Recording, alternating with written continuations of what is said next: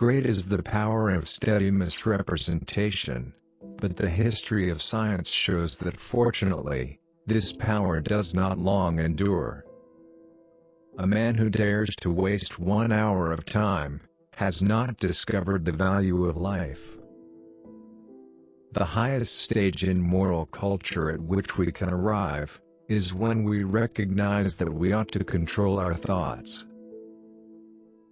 One general law, leading to the advancement of all organic beings, namely, multiply, vary, let the strongest live and the weakest die.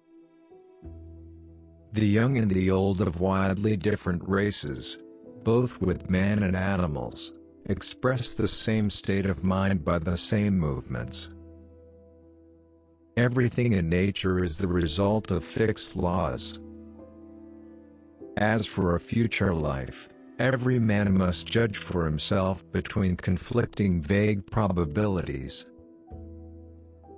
It is mere rubbish thinking, at present, of origin of life. One might as well think of origin of matter. Although much remains obscure, and will long remain obscure, I am convinced that natural selection has been the main but not exclusive means of modification. Mere chance alone would never account for so habitual and large an amount of difference as that between varieties of the same species.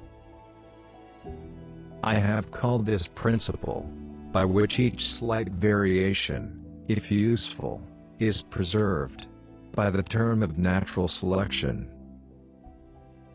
It is not the strongest of the species that survives, not the most intelligent that survives. It is the one that is the most adaptable to change. We will now discuss in a little more detail the struggle for existence.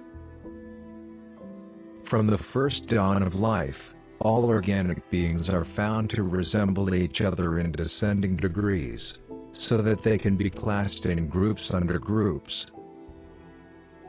This classification is evidently not arbitrary like the grouping of stars and constellations. There is grandeur in this view of life, with its several powers, having been originally breathed by the Creator into a few forms or into one.